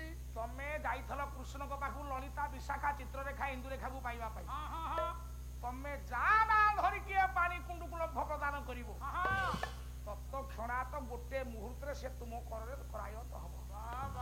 ଏତେ ସରଳ ଉପାୟ ଥାଉ ଥାଉ ଭଗବାନ ହେ ତମ ପାଖରେ ଏତେ ଗୁଣ ଅଛି। ହଁ। କାହିଁ ସେ ଗୌଡ଼ ପିଲା ପାଖକୁ ମୁଁ ବେକାର ଯାଉଥିଲି? ତମେ ଗୋଟିଏ କାମ କର, ଏ ପାଣି କୁଣ୍ଡକୁ ଲମ୍ଫ ପ୍ରଦାନ କର। ଦେବଦତ୍ତୀ ନାରଦଙ୍କୁ ଭଗବାନ କୃଷ୍ଣ ଆଜ୍ଞା ପାଣି କୁଣ୍ଡକୁ ଡେଇବା ପାଇଁ ନିର୍ଦ୍ଦେଶ ଦେଲେ। ନାରଦ ମହର୍ଷି ବୁଝି ପାରିଲେନି ଏ କଥାର ରହସ୍ୟ। ନାରଦ ବୁଝି ପାରିଲେ ନାହିଁ। ଏ ମା ଅପେକ୍ଷା କଲେ ନାହିଁ। ଲଳିତାଙ୍କର ନାମ ଧରିକି ଜଳକୁଣ୍ଡକୁ ଲମ୍ଫ ପ୍ରଦାନ କଲେ। ତାହେଲେ ଠିକ ଅଛି, ଲଳିତା ସବୁଠାରୁ ସୁନ୍ଦରୀ। ତାହେଲେ ଲଳିତାକୁ ପାଇବି। ତାହେଲେ ଡେଇବି। ଟିକେ ସାଇଡ ହୋ ପ୍ରଭୁ, ଗୋସେଇ ବାବୁ ସାଇଡ ହୋ। ଲଳିତା ଯେମିତି ଲଳିତାଙ୍କ ନାମ ଧରି ପାଣି କୁଣ୍ଡକୁ ଡେଇଁ ପଡିଲେ ଆମ ରାଧା ଆଜ୍ଞା ଯେମିତି ଦେଇ ପଡ଼ିଲେ ଭଗବାନ କୃଷ୍ଣ ଅନ୍ତର୍ଧ୍ୟାନ ହେଇଗଲେ ଆଉ କୃଷ୍ଣ ସେଇଠି ନାହାନ୍ତି କୃଷ୍ଣ ଆଜ୍ଞା ସେଇଠି ନାହାନ୍ତି ହେଲା କଣ ଆପଣଙ୍କ ରାଧାନାଥ ସାହିତ୍ୟ ଲେଖିଲେ କେଡ଼େ ସୁନ୍ଦର କଥା ଦିଏ ବାପା ହେଲା କ୍ରମେ କ୍ରମେ ହେଲା ଯୌବନ ତାର ବକ୍ଷ ଦେଶରେ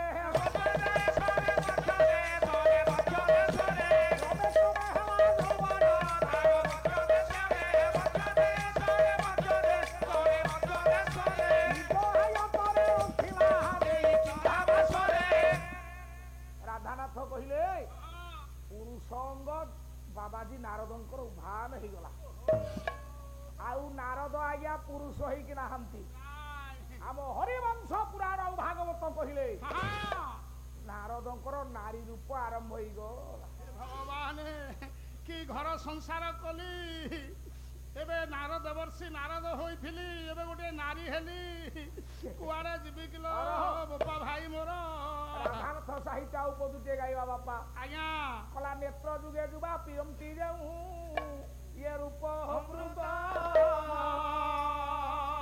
ବାପା ସେ ଅମୃତେ କଲା ଯୌବନ ବାଳା ତନୁ ଧଉତା ସେ ଯଉତା ହେ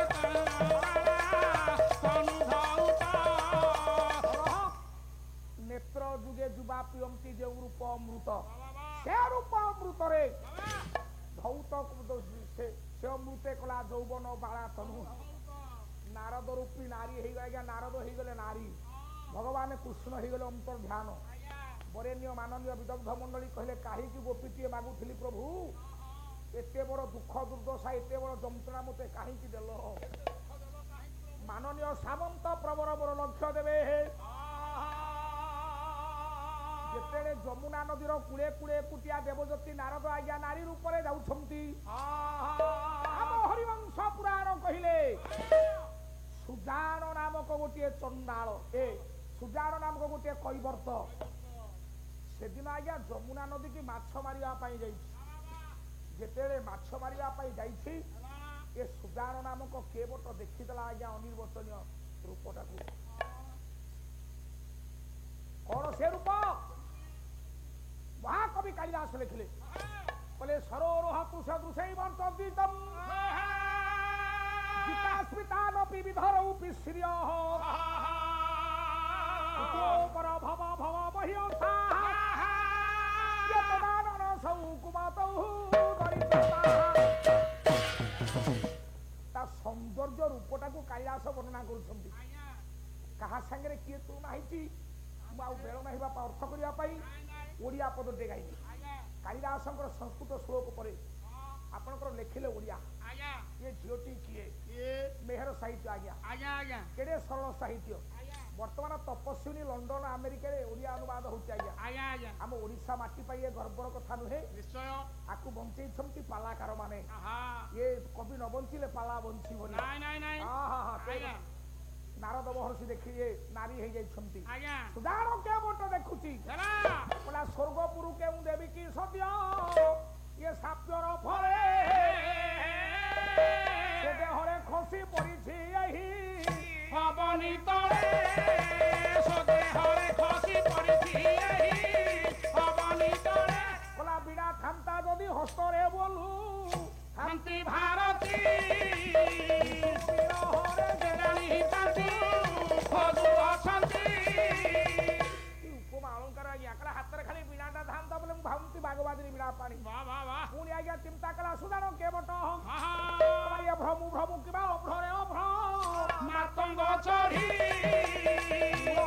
पूरा सोभिनी जिबा पइले रानी कला भ्रमु भ्रमु किबा अभ्ररे आम मेहर साहित्य कहले आज्ञा अभ्र मातंग तड़ी अभ्र कहले धला आज्ञा मातंग कहले हाथी आज्ञा धला हाथी होची ঐরাবত হস্তি आज्ञा ঐরাবত হস্তি होची इंद्रर आज्ञा इंद्रर भार्या होची इंद्राणी इंद्राणी कला ঐরাবত হস্তি উপরে চढ़िला बेले अंदर बनरे आहा ये इंद्राणी मर्त्य उपरे खसी पड़िले कि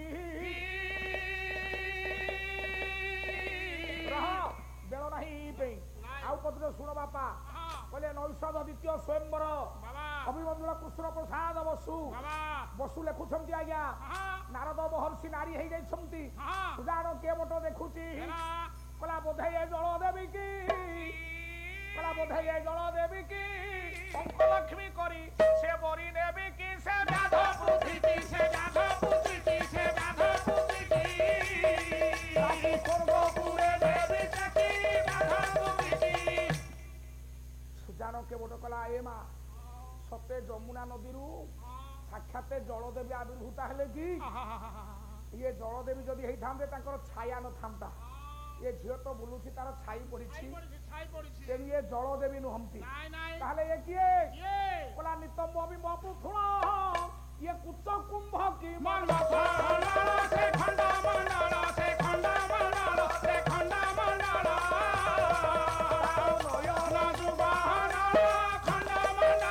ଅଳଙ୍କାର ଖାଲି ଗଦେଇ ଦେଇ ହେଇଯିବ ହା ହା ହା ওরে কলে নিতম্ব বিম্ব পৃথুল কুচ কুম্ভ কি মন্মথ অরগড় অক্ষয় ইয়েশ্বর বাবু সেটি জ্ঞানেন্দ্র পুঙ্গব ধীরে ধীরে চারি চক্ষু মিলন হেলা সুজান কে বট পৌঁছিলা নারদ রূপে নারী নারী রূপে নারদ অছন্তি কলা ভদ্রে এ যমুনা নদীরে তুমি একাকিনী বুলিবার অভিপ্রায় কারণ কোন মু একাকিনী বুলুছি সব দিনে মাছ মারিবা পাই এ যমুনা নদী কি আসে মু একাকিনী বুলুছি সারনা কর আহা হা সত্যনারায়ণ দেব শশীবর্ণম চতুর্ভুজম শঙ্কচক্রগদা পদ্মবর্ণমাল বিভূষিত সেই প্রভু যে বর্ণমাল বিভূষিত হইছন্তি মা রাধারাণী মাগুণী চরণ বাবুঙ্কর সর্বিধ কল্যাণ করন্তু তাঙ্কর সর্ব পরিবারঙ্কর সর্বারিষ্ট খণ্ডন হওয়া আনন্দে তোমার হরি বল হে মোর বরেণ্য জ্ঞানী গুণী বিবেক মহোদয় আজ্ঞା কলা ସବୁଦିନ ତ ମୁଁ ଯମୁନା କୂଳକୁ ମାଛ ମାରିବାକୁ ଆସୁଛି ହଁ ହଁ ହଁ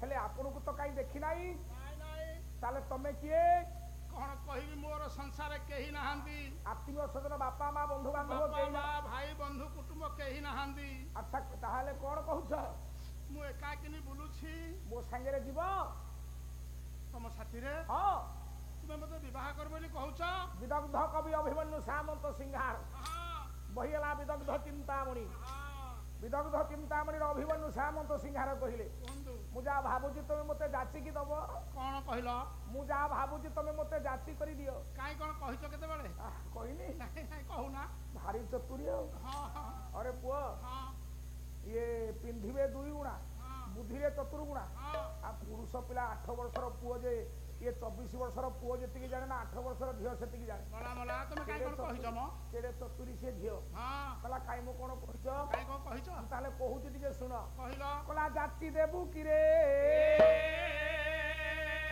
ମୋତେ ଜାତି ଦେବୁ କିରେ ଜାତି ତୋରେ ଅଛି ଜାତି ଦେବୁ କିରେ ଜାତି ତୋରେ ଅଛି ମୋର ଜାତି ଦେବୁ କିରେ ଅରୁଣା ବହି ତୁ କରୁଣା ବିବାର ଅରୁଣା ବହି ତୁ କରୁଣା ବିବାର କଥାରେ କରୁଣା ଦେବୁ ଜାତି ଦେବୁ କିରେ ଜାତି ତୋରେ ଅଛି ମୋର ଜାତି ଦେବୁ କିରେ ମୁଁ ତୁମକୁ ବିବାହ କରିବା ପାଇଁ ଚାହେଁ ତମେ ରାଜି ମତେ ବିବାହ କରିବ ହଁ ହଉ ଆଉ ମନ ସଳ କଣ ଅଛି ଆଉ ବୋଲା ଘର ଧରି ଯା ଯାହା ହଉ ପଦେ କହୁଛି ତ ଏଟା ଆଉ ବଡ଼ କଥା। କୁଆଡେ ଯିବି କୁଆଡେ ଯିବି ଆଜ୍ଞା ସାଙ୍ଗରେ ନେଇକି ଗଲେ କିଛି ବାଟ ଗଲେ କହିଲେ ହଏ ତମେ ତ ମୋ ସାଙ୍ଗରେ ଆସିଲ ମୋ ବିଷୟରେ ତ କିଛି ପରିଚୟ ପଚାରିଲନି କାଇଁ ତମ ବିଷୟରେ କାଇଁ କଣ କହିଛ ଆଚ୍ଛା ମୁଁ ହଉଛି ଜାତିରେ କୈବର୍ତ୍ତ ହେଁ? ହଁ ତମେ ଜାତିରେ କହିବ ତ ହଁ ହେ ଭଗବାନ ଆଉ ହେଁ? ଆଉ ଗୋଟିଏ କଥା କହିବି କହୁନା ମୁଁ ହଉଛି ଗୋଟେ ବିବାହିତ ପୁରୁଷ ମାନେ ମତେ ତମେ ସେକେଣ୍ଡ ମ୍ୟାରେଜ କରିବ ତମକୁ ମୁଁ ନେଇକି ଯାଉଛି କାହିଁକି ଜାଣିଛ କାଇଁ କହିଲ ମୋ ପ୍ରଥମ ପତ୍ନୀ ହଉଛି ଛୋଟିଟା ଓହୋ ମୁଁ କହିଲି ଏଟା ମରି ଯାଇଛି ବୋଲି ନାଇଁ ନାଇଁ ନାଇଁ ସେ ବଞ୍ଚିଛି ନା ଛୋଟି ମାଛ ମାରିବାକୁ ସେ ଯମୁନା ନଦୀକି ଯାଇ ପିଏ ମଥୁରା ହାଟକୁ ମାଛ ବିକ୍ରି କରି ଯାଇପାରୁନାହିଁ ତେଣୁ ମୁଁ ମାଛ ମାରିକି ଆଣିବି ତମେ ମାଛ ପସରାକୁ ନେଇ ବଜାରେ ବିକିବ ମାଛ ପସରାକୁ ନେଇ ବଜାରେ ବିକିବ ଛୋଟି ସପତରିର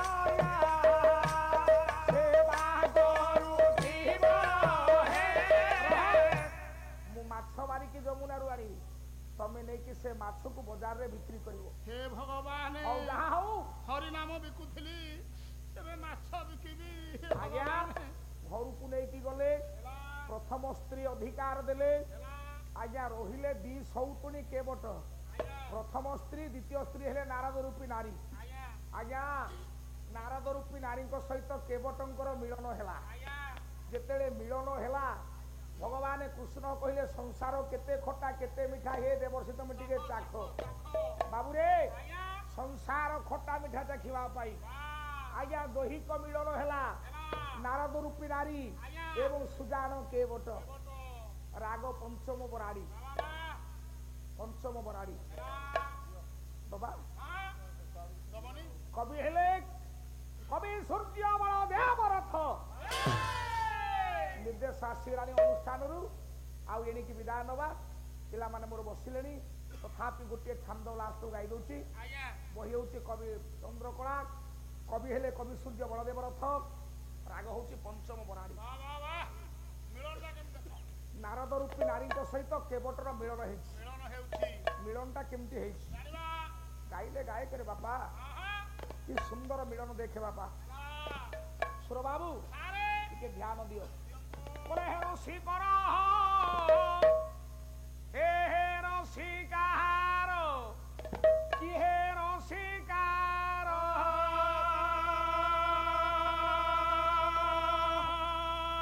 हेला प्रीति समर कर रसिकार कि हे रसिकार हेला प्रीति समर ओरे बाबा भाई टिके आसिलो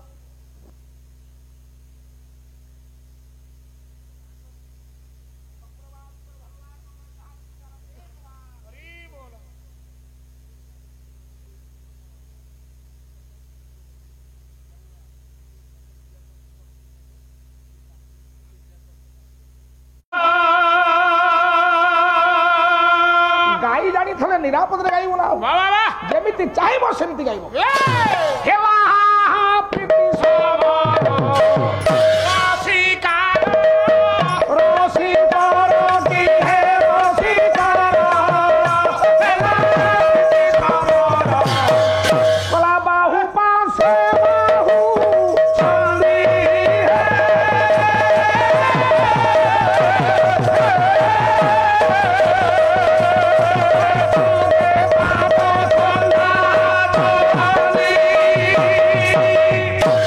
पांचटा बांके जीव पा बाबा दीटा गला कला मुष्ठी परे मुष्ठी पद से हु हु हु हु हु साबद ये मुष्ठी परे मुष्ठी पद हु हु हु हु साबद रोणांगने बेनी बियोगी बेनी बियोगी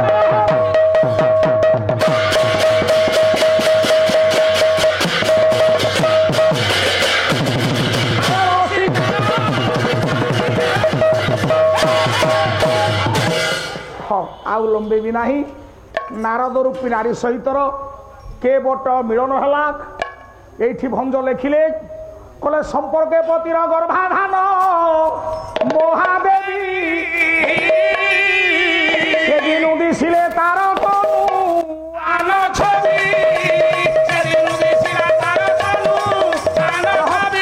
सुवर्ण संगे पारद प्राय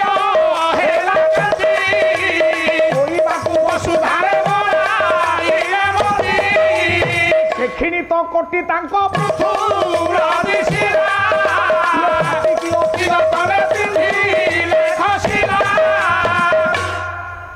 नारद रूपी नारी हेले गर्भवती आज चतुर्थ दिन पाला मो भाई आसिले कहिबो जदि वास्तव हरिवंश पुराण पढ़ी भागवत पढ़ी नारदंक गर्भरु केवट उरसरु कौन जन्म हब पुओ हब ना झियो हब ନା ଭୂତ ଗର୍ଭ ହବ। ଆଉ କହିବନି ଯେ ଉଦ୍ଧବ ଜନ୍ମ ହେଲେ। ଉଦ୍ଧବ ଜନ୍ମ ପ୍ରସଙ୍ଗ ଅଲଗା। ରୁହ, ଆସିଲେ କହିବ ନାରଦଙ୍କ ଗର୍ଭରୁ କେବଟ ଔରସରୁ କଣ ଜନ୍ମ ହେଲେ, ପୁଅ ନା ଝିଅ ନା ଭୂତ ଗର୍ଭ। ହଉ, ଆଉ ବେଶୀ ସମୟ ନବା ନାହିଁ। ମୋର ସହକର୍ମୀ ପିଲାମାନେ ବହୁତ ସମୟ ଧରିକି ବସିଲେଣି। ପୂଜ୍ୟ ପୂଜାର ବ୍ୟତିକ୍ରମ ହେଇଯିବ। ଏ ଭବର ସିନ୍ଧୁ ଶ୍ରୀଖଣ୍ଡିତେ ଲଗାଇ ଦେ ମୋର ଭେଲା ହୋ ହେମ ଚକା ଡୁଲା ପ୍ରଭୁ ଡାକି ଡାକି ମୋର ଦିନ ଗଲା। ଭବର ସିନ୍ଧୁ ଶ୍ରୀଖଣ୍ଡିତେ ଲଗାଇ ଦେ ମୋର ଭେଲା ହୋ ଚକା ଡୁଲା ଡାକି ଡାକି ମୋର ଦିନ ଗଲା। ରାମ ରୂପେ ଋଷି ସଙ୍ଗେ ମିଥିଲାକେ ଗଲ ନଦର ଲଗାଇ ପଥର ଗାନାଳି କରି ଦେଲା ହୋ ଚକା ଡୁଲା ଡାକି ଡାକି ମୋର ଦିନ ଗଲା। ବିବୁଧ ମଣ୍ଡଳୀ ମୋର ଡେରିବେ ଶ୍ରବଣ ଆପଣଙ୍କୁ କଲ୍ୟାଣ କରିବେ ନାରାୟଣ। ଏହି ଅନୁଷ୍ଠାନ ହରି ଚିରଞ୍ଜୀବୀ ହେଉ ସ୍ୱରରେ ରଖିଥିବେ ଚିର ମହାବାହୁ। ତାଙ୍କର ସର୍ବ କରନ୍ତୁ କଲ୍ୟାଣ ସର୍ବମଙ୍ଗଳେ ରଖନ୍ତୁ ସତ୍ୟ ନାରାୟଣ। ବିଦାୟ ବେଳରେ ସତ୍ୟ ଜେନା କରେ ହରି ବୋଲ ହୁଳ ହୁଳି ସଙ୍ଗେ କର ତାରି ହୋ ଚକା ଡୁଲା ଡାକି ଡାକି ମୋହ ଦିନ ଗଲା। ଭବ ସିନ୍ଧୁ ଶ୍ରୀଖଣ୍ଡିତେ ଲଗାଇ ଦେ ମୋର ଭେଲା ହୋ ଚକା ଡୁଲା ଡାକି ଡାକି ମୋହ ଦିନ ଗଲା। ଏ ମା ମାନେ ହୁଳ ହୁଳିଟେ ଦେଲେ ଆପଣଙ୍କ ଗାଁର ମଙ୍ଗଳ, ପୁଅର ମଙ୍ଗଳ, ସ୍ୱାମୀର ମଙ୍ଗଳ, ପରିବାରର ମଙ୍ଗଳ। ହରିବୋଲ ଦେଲେ ଆଜ୍ଞା ଗୋ ହତ୍ୟା ବ୍ରହ୍ମ ହତ୍ୟା ସବୁ ପଳେଇଯାଏ। ତେଣୁ ଆନନ୍ଦ ସାଗରେ ସର୍ବେ ବୋଲ ହରି ହରି ହରି କରିବେ ଯେ ଏହି ଭବାନୀରୁ ପାଇ। ଏ ହରି ବୋଲ ହୁଳ ହୁଳି ସଙ୍ଗେ କର ତାଇ ନାରାୟଣ ଦରବାର ପଡ଼ିବ ଶୁଣି ସର୍ବ କଲ୍ୟାଣେ ରଖନ୍ତୁ ଦେବ ବନ ମାଳି ହୋ ଚକା ଡୁଲା ଡାକି ଡାକି ମୋରି ଗଲା। ଏହାପରେ ବଡ଼ ଭାଇ ମୋ ମଞ୍ଚକୁ ଆସିବେ। କେତେ କାବ୍ୟ ନାଟକ ଯା ବୁଝାଇ କହିବେ ସମସ୍ତଙ୍କୁ ମଙ୍ଗଳେ ରଖିବେ ନାରାୟଣ। ବସି ଶୁଣୁଥିବେ ପାଲା କବି ବୁଧ ଗଣ ହୋ ଚକା ଡୁଲା। ଆଜ୍ଞା ଦ୍ୱିତୀୟ ପାଲି ପାଲା ବଡ଼ ମଉଜ ପାଲା। ଦ୍ୱିତୀୟ ପାଲି ସମୀକ୍ଷା ପାଲା ନା। ତେଣୁ ଆପଣମାନଙ୍କୁ ଅନୁରୋଧ, ହେ ମା ବାପା ମାନେ, ସାର୍ ମାନେ, ବାବୁମାନ, ଏମିତି ଆପଣମାନେ ବସିଥିବେ। ଆସିଲେ ବଡ଼ ଭାଇ ଏଇଠୁ ରଥକୁ ଗଡ଼େଇ ନେବେ। ଆପଣମାନେ ସମସ୍ତେ ବସିଥାନ୍ତୁ। ସମସ୍ତଙ୍କର ମଙ୍ଗଳ ହଉ। ଅନୁଷ୍ଠାନ ଦୀର୍ଘଜୀବୀ ହୁଅନ୍ତୁ। ବୋଲ ଦିନରସ୍ୟ ସଂରକ୍ଷଣ ଚକା ଡୋଳା ଭକ୍ତ ଭାବେ ନୀଳାଚଳେ ଲଗାଇ ଛଲିଳା। ହେ ଦିନରସ୍ୟ ସଂରକ୍ଷଣ ମହାବାହୁ ସର୍ବେ ଆନନ୍ଦ ସାଗରେ ପ୍ରିୟ ଦରବାରେ ପ୍ରେମ ଏକ ସୁରେ। ଆଜି ବଡ଼ କରି ଗୋଟେ ହରିବୋଲ ହୁଳ ହୁଳି କର ତାଳି ଦିଅ ବିଶ୍ୱର ଦୁଃଖ ଦୂର।